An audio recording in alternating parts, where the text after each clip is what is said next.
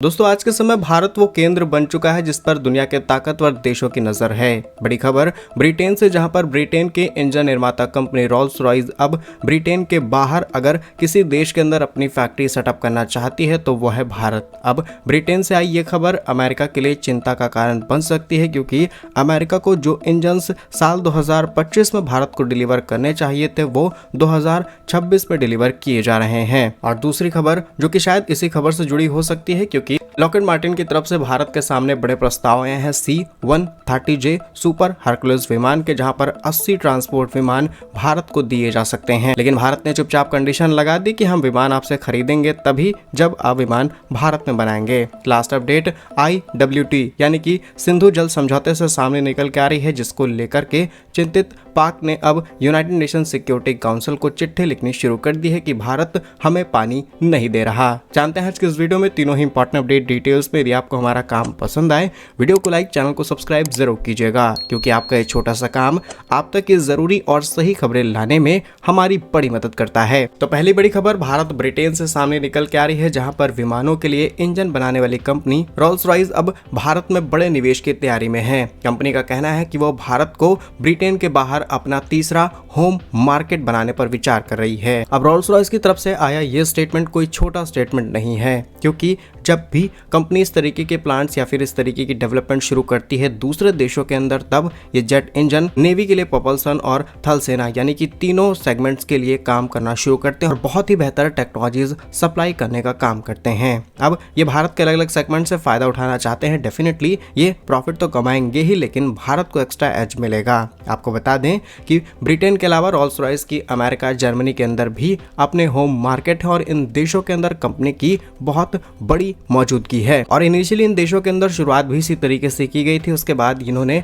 Manufacturing पर पूरे business को शिफ्ट कर दिया। रोल्स रॉयस इंडिया के कार्यकारी उपाध्यक्ष शशि मुकुंदन ने कहा कि कंपनी भारत में अपने बड़े निवेश की तैयारी कर रही है। उन्होंने कहा कि नई जनरेशन के एरो इंजन को भारत में अंदर डेवलप करने के लिए उसको प्रायोरिटी देने के लिए रोल्स रॉयस जल्द ही भारत के अंदर एंट्री मार सकती है और भविष्य में रोल्स रॉयस के साथ मिलकर के भारत एडवांस इंजन तैयार करेगा। इसके साथ अपकमिंग जितने भी नए जनरेशन के फाइटर जेट है वहां पर भी भारत को ज्यादा फायदा मिलेगा। और अब इस वीडियो के नए 3 सेगमेंट्स आपके लिए बहुत इंपॉर्टेंट होंगे। पहला सेगमेंट की पहले कंपनी के साथ हमने कई इंपॉर्टेंट पार्टनरशिप किए हैं, उनकी डिटेल्स आपको बताते हैं। असल में कुछ समय पहले हिंदुस्तान एरोनॉटिक्स लिमिटेड और जहां पर रोल्स रॉयस ने HAL के साथ पार्टनरशिप की ताकि जैगुआर और हैक ट्रेनर विमानों के लिए जो कालपुर्जे यानी कि कंपोनेंट्स हैं और उनकी MRO फैसिलिटीज एडवांस की जा सके, उसके लिए कॉन्ट्रैक्ट साइन किया। उसके बाद आजाद इंजीनियरिंग के साथ ग्लोबल सप्लाई चेन मेंटेन करने के लिए complex arrow engine components manufacturing पर एक नया कॉन्ट्रैक्ट साइन किया जाता है। उसके बाद एक भारत फोर्ज के साथ फैन ब्लेड्स यानी कि जेट्स पे लगने वाले इंजन के जो ब्लेड्स हैं उसको तैयार करने के लिए पार्टनरशिप की गई।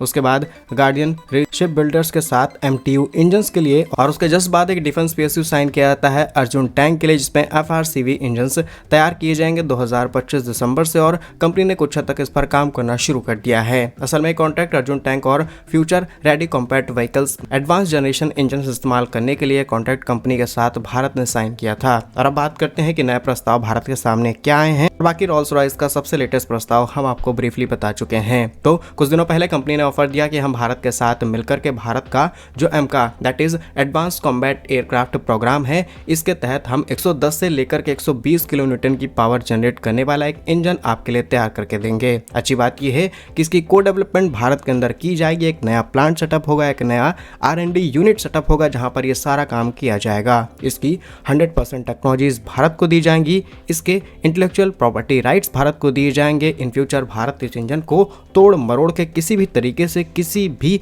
विमान, किसी भी हथियार, किसी भी एयरक्राफ्ट के अंदर आसानी से कर पाएगा, यानी कि मालिकाना हक भारत के पास भी रहेगा। उसके 2 दिन बाद एक और ऑफर सामने निकल के आता है, जिसमें MT-30 मरीन गैस टरबाइन और इलेक्ट्रिक वॉरशिप इंजन्स के लिए भी रोल्स रॉयस ने भारत के साथ कुछ प्रस्ताव दिए हैं, जिसमें IAC-2 और बड़े युद्धपोतों के ऑफर भारत के सामने रखे गए, जिसमें इलेक्ट्रिक प्रोपल्शन यानी कि कंपनी भारत के पहले पूर्ण इलेक्ट्रिक वॉरशिप को डिजाइन करने में मदद करने का प्रस्ताव दे रही है। और जैसा कि ब्रिटेन के HMS प्रिंस में इनका इस्तेमाल किया जाता है। और उसके कुछ समय बाद एक और प्रस्ताव सामने निकल के आता है रोल्स रॉयस की तरफ से, जहां पर हमारे टैंक क्योंकि सेना में इस्तेमाल होते हैं उनकी पूरी मैन्युफैक्चरिंग यूनिट्स लगाने के प्रस्ताव भारत के सामने आए हैं। अब ऐसा नहीं है कि भारत इन्हें डायरेक्टली अपने देश के अंदर इन्वाइट कर सकता है, इन्विटेशन हम देते हैं, लेकिन जो भी प्रपोजल्स आते हैं उसका एवेल्यूएशन किया जाता है। उसके बाद हम उसे मेक इन इंडिया के साथ जोड़ सकते हैं या फिर नहीं, कंपनी किस कॉस्ट पर हमें चीज़ें दे रही है, उसके बाद ये डील्स फाइनलाइज होती हैं। बट जो ऑफर्स आए हैं भारत के सामने वो सब हमने आपको बता दिए। अब बढ़ते हैं दूसरी खबर की तरफ, जहां पर पहली खबर से चिंतित होकर के शायद अमेरिका ने ये ऑफर भारत के सामने रखा है। असल में ये खबर भारतीय वायुसेना के आधुनिकीकरण और मेक इन इंडिया के लिए बहुत बड़ी खबर है। अमेरिकी रक्षा कंपनी लॉकहीड मार्टिन ने भारतीय वायुसेना को 80 मीडियम ट्रांसपोर्ट एयरक्राफ्ट की जरूरतों को देखते हुए अपना पॉपुलर C-130J सुपर हरकुलस विमान का एक ऐतिहासिक प्रस्ताव दिया है। असल में अभी तक ये हो रहा था कि अमेरिका इनका प्रोडक्शन नहीं करना चाह रहा था, अमेरिका सीधे इन्हें भारत में एक्सपोर्ट करना चाह रहा था। लेकिन अब खबर सामने निकल के आई है कि लॉकहीड मार्टिन का प्रस्ताव है कि यदि 80 विमानों का कॉन्ट्रैक्ट इस कंपनी को मिलता है तो वो भारत के अंदर C-130J का एक मेगा प्रोडक्शन हब सेटअप करेंगे। यह अमेरिका के बाहर विमान की पहली फाइनल असेंबली लाइन होगी जो कि भारत के अंदर सेटअप होगी। और इस रिपोर्ट की इंपॉर्टेंट डिटेल्स आपको बताएं तो भारतीय वायुसेना अपने पुराने यानी कि सोवियत युग में खरीदे गए AN-32 L-76 विमानों को बदलने की तैयारी करी और इसके लिए करीब 80 नए मीडियम ट्रांसपोर्ट एयरक्राफ्ट विमानों की हमें जरूरत पड़ेगी। मौजूदा समय में यानी कि भारतीय वायुसेना पहले से ही 12 C-130J सुपर हरकुलस विमानों का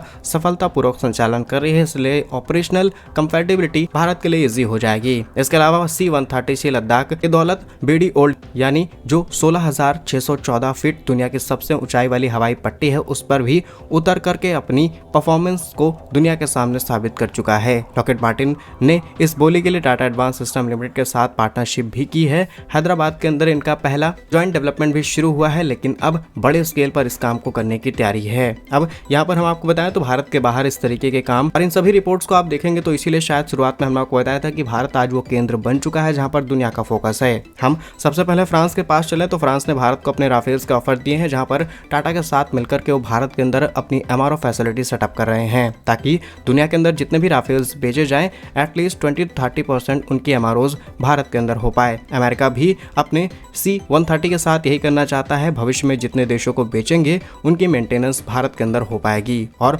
रोल्स रॉयस का भी ऑफर सेम इसी तरीके का सामने निकल के आया है। तो आप समझ सकते हैं कि भारत आखिर सेंटर क्यों बन रहा है। लास्ट इंपॉर्टेंट अपडेट भारत के पड़ोसी देश पाक से सामने निकल के आ रही है, जहां पर सिंधु जल संधि को सस्पेंड करने के बाद भारत जम्मू कश्मीर के हाइड्रो पावर प्रोजेक्ट के लिए बहुत तेजी से काम कर रहा है। इसके लिए क्लियरेंस जल्द से जल्द दिए जा रहे हैं। वहीं दूसरी तरफ पाक के अंदर अंतर्राष्ट्रीय मंचों पर भारत के खिलाफ अभियान तेज हो चुका है। रिपोर्ट्स के मुताबिक पाक ने संयुक्त राष्ट्र सुरक्षा परिषद को एक चिट्ठी लिख करके भारत पर IWT को रोककर पानी को एज हथियार इस्तेमाल करने के आरोप लगाने शुरू कर दिए हैं। पाक ने दावा किया है कि लाखों पाक इससे परेशान हो रहे हैं। मानवाधिकार खाद्य सुरक्षा का संकट पैदा हो चुका है। 11 दिसंबर को UNSC अध्यक्षता संयुक्त राष्ट्र महासचिव और संयुक्त राष्ट्र के अध्यक्ष को भेजे गए संदेशों में पाक ने भारत के खिलाफ अपना विरोध दर्ज कराया है। पाक के रिपोर्ट्स के मुताबिक इस बहाव को रोकने की वजह से करीब 240 मिलियन लोगों का जीवन पूरी तरीके से प्रभाव में आ सकता है और एक मानवीय संकट पैदा हो सकता है। अब करता धरता तुम ही हो, जब तुमने अपनी हरकतें की हैं तो भारत आखिर क्यों ना इस काम को रोके। देखते हैं कि UN का इस पर क्या स्टेटमेंट निकल के आता है। बाकी आपको क्या उम्मीद है, UN क्या कमेंट करेगा, अपनी राय जरूर लिखेगा। भारत कैसे ही वीडियोस पाने के लिए वीडियो को लाइक, चैनल को सब्सक्राइब जरूर कीजिए। वंदे मातरम, भारत माता की जय।